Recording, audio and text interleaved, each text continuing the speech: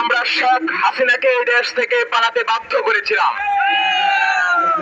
আমরা তার পদ থেকে আমরা শপথ নিয়েছি শেখ হাসিনার দূষরদেরকেও এই বাংলার জমিন থেকে উৎখাত করে ছাড়বো ইনশাল্লাহ। আমরা সেই সুবাদে আমরা দেখেছি শেখ হাসিনা দূষরদেরকে প্রত্যেকটা সেক্টর থেকে তাদেরকে অপসারণ করা হয়েছে, কিন্তু আমরা দেখতে পাচ্ছি আমাদের ব্যাপক এবং হায়ার গুরুত্বপূর্ণ পদেও আজও পর্যন্ত এই শেখ হাসিনার চাটুকার গোলামীরা দূষররা, এই ফ্যাসিস্টের দূষররা আজও পর্যন্ত আমাদের বিভাগের গুরুত্বপূর্ণ স্থানে বহাল রেখেছেন তিনারা।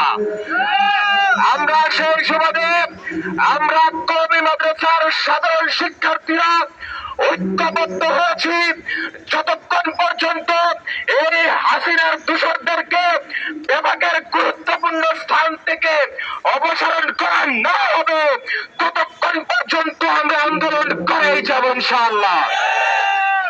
এ পর্যায়ে বক্তব্য নিয়ে আসছেন মাদ্রাসা শিক্ষার্থী সাদ শাহ, মাদ্রাসা প্রতিনিধি সাদ শাহ। الحمد لله وحده والصلاة والسلام على من لا نبي بعده। আমাদের এই কওমি অঙ্গনের ইতিহাস, এই মেট্রো রেল লাইন যেখানে গিয়ে শেষ হয়েছে সেই শাপলা চত্বরকে রক্তে রঞ্জিত করার ইতিহাস।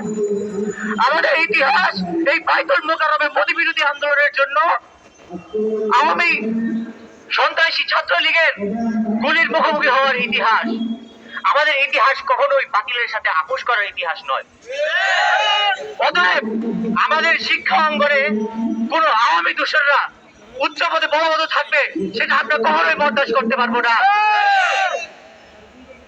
কি ভয় হয় ওবায়দুর রহমান খান নবীর মতো যে ধরনের আওয়ামী দূষররা যারা এই পর্যন্ত দীর্ঘ কয়েক যুগ যাবৎ আওয়ামী ফেসিবাদের মদত যুগিয়ে গিয়েছে, তারা বিভিন্ন প্রেসে বিভিন্ন মিডিয়াতে হাসিনা সরকারের প্রশংসা করে গিয়েছে, এমনকি কোরআন হাদিসের অপব্যাখ্যা করে তারা হাসিনা সরকারের এবং আওয়ামী লীগের শেখ মুজিবের তারা পক্ষপাতিত্ব করেছে।